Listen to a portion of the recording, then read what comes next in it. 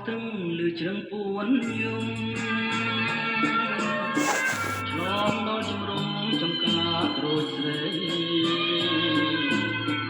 មានរួតប្រឹងរីទទួលកវី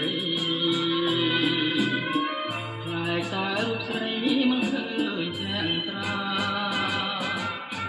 អូនដើរបែកក្រូចបងលួចមើលមុំចំការស្រីធំជាច្រើនហិតតាកាមកចេញផ្លែសង្កែចេញផ្កាដូចណាត់ចិន្តាជួបកវី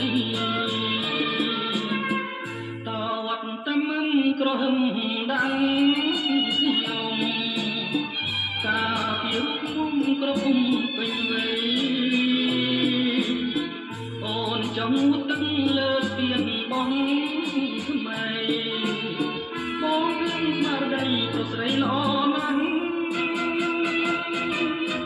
រឿងបាត់ដំបងចង់ចិត្តខ្ញុំហើយនឹងសង្កែអើយកុំហូរបញ្ច្រាំង